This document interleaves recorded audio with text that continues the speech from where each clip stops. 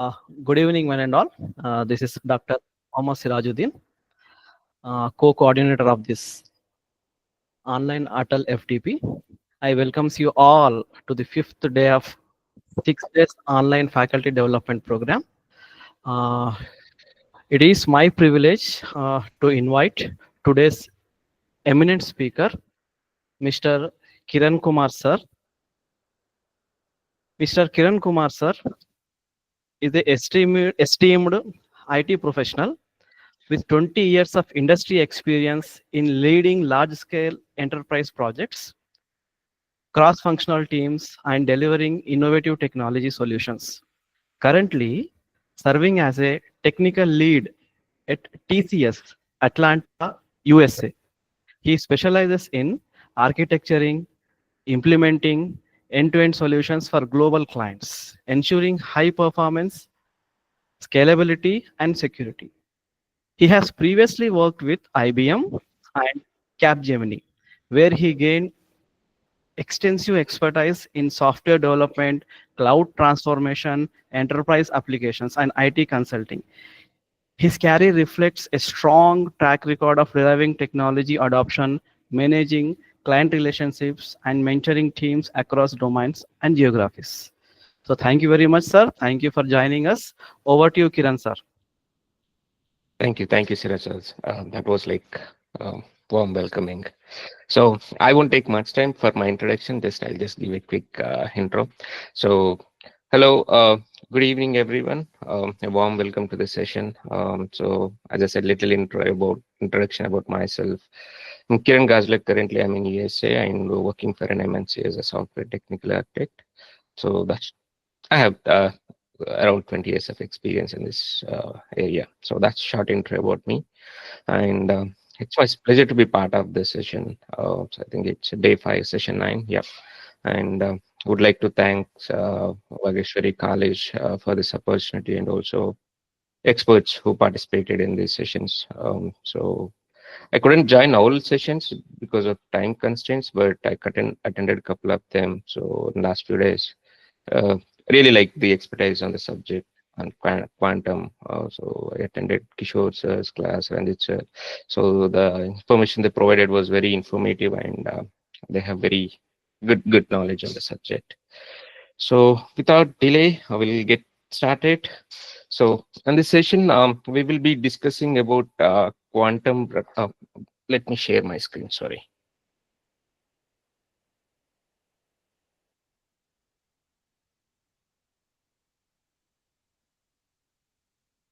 Let me know if you can see my screen. Siraj sir, could you please just confirm? Yes, sir. Your screen is visible, sir. Voice is also All very right. clear. Please All carry on, right. sir. Perfect. Okay. Yeah. So, yeah, we'll be discussing about quantum-ready cybersecurity. So we'll just explore the risk management and complaints side of it. And I hope you had a discussion of the information about basics on the quantum technology in the previous sessions. So it's one of the most important transition happening in the cybersecurity area. So the arrival of quantum computing and what it means for the way we protect information, like how we're going to protect the information. That's a major transition happening.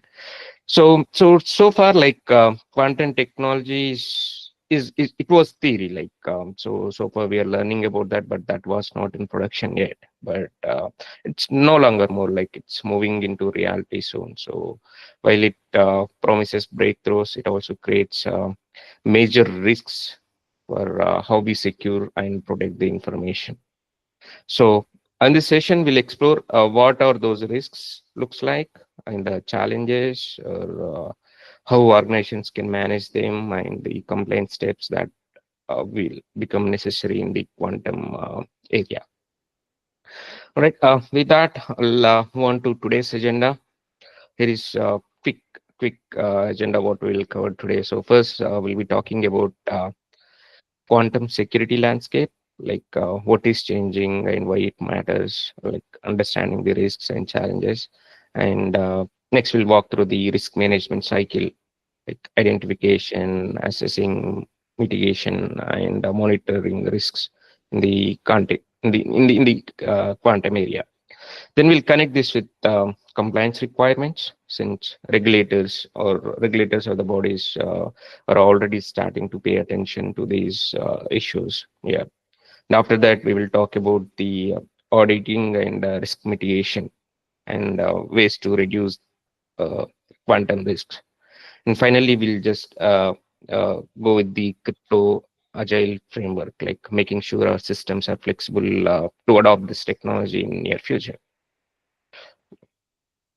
And so this is first session, like a half session agenda. And then next half, we'll discuss about the blockchain and AI, how it is going to integrate with the quantum.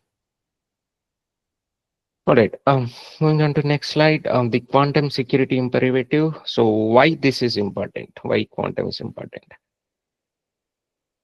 So quantum security important. So traditional cryptography is like they faces an existential threat from quantum computing services.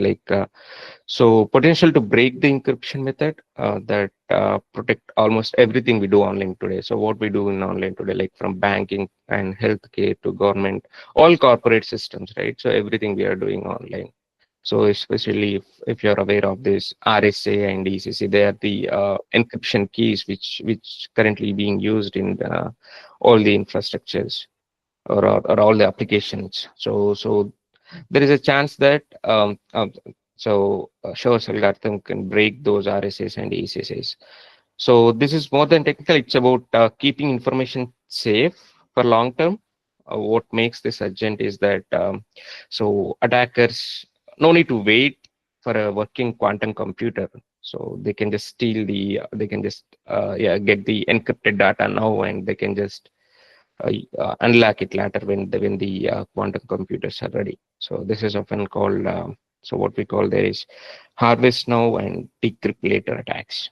So what attackers will do is they will collect the data now, and they will use that afterwards to decrypt it. So that is why so security teams must identify vulnerable systems. So they must spot what is vulnerable, and they should come up with a plan for protecting those assets. So that's a threat is and it is real today. Like even if large scale quantum computers are still being developed, they're still being developed stage. So the risk they bring are already shaping like how we could think about the security and all. Right. So one key principle is risk management is not just about compliance; it's about business continuity in the quantum era. So we need to assess the risks in an organization, so in such a way that it should not impact your business continuity. Like if you are impacted, or if you are attacked by a hacker, or if your data has been decrypted, it should not impact your business. Your business should run as usual. So that is the key principle. So we'll just go over the cybersecurity risk management in the quantum era. So, so how do we actually approach this problem? So how to assess the risks and all. So I'll just spend some time on this. So this is the major one here. So how we are gonna identify, assess, and mitigate, monitor these risks in the in this area. So we use the same risk management steps we already know in our legacy or usual current security methods, but we'll try to apply them to quantum, like see how it is. So step one is identify. So identify is something like we need to figure out where encryption is being used in your organization, like what applications are being used, what technologies are being used, to figure out like exactly where quantum risk exists in the system. So as we discussed previously, like things like RSA, ECC, those are the encryption keys, or and also other digital certificates. So in simple terms, so identifying is about looking into every corner of uh, an organization IT environment, and asking like what could impact more with this. So that is identify phase. Line moving on to assessing. So once we know where are the risks in our environment, so next step is the risk assessment. So now we identified, we need to assess those risks.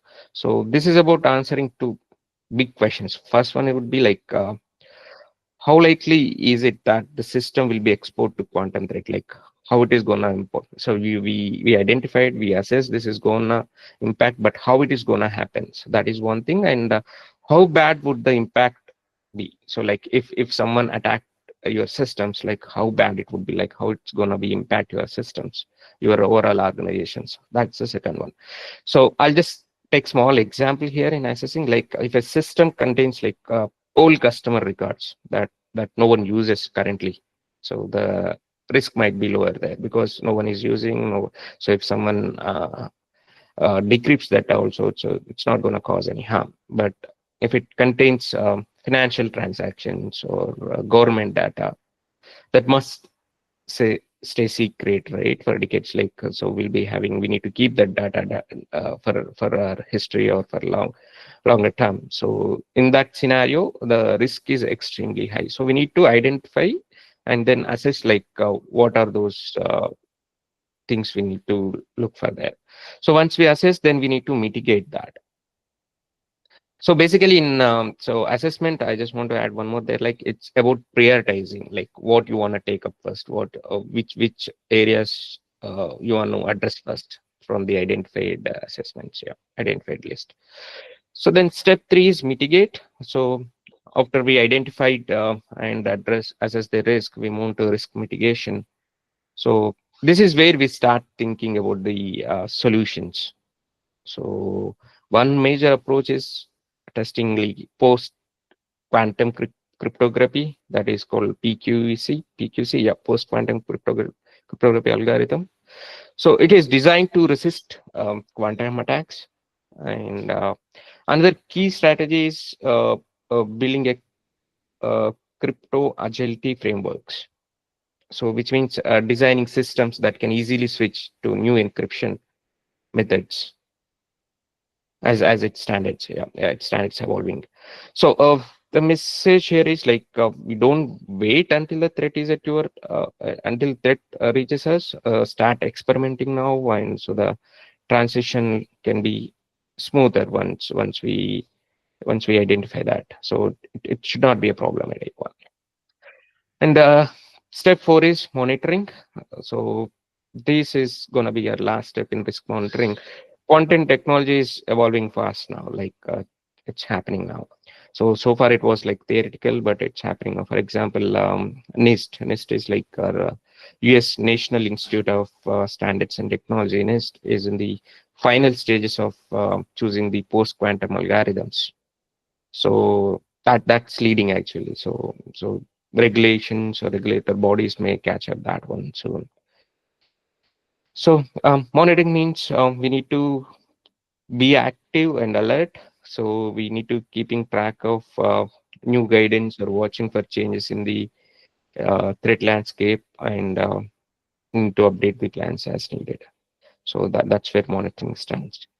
So this cycle gives us a overall structured way to prepare.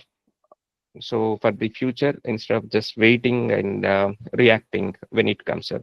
So this mechanism is just preparing for the future. All right. Moving on to next, quantum risk assessment matrix. So I'll divided the risk this risk into multiple categories, like 3 categories: high risk, medium risks, and low risks. So we'll just discuss about what are those and all. So high risk areas includes things like PKI, authentication and certificates, and long-term encrypted data related ones. We need to we remain secure for 10 plus years or more. And industries like finance, defense system, or healthcare, where we stake are very high. Even VPNs and secure communication channels also fall in this group, because like if they're broken, VPN is broken, the entire organization can go down. Like VPN is the first step to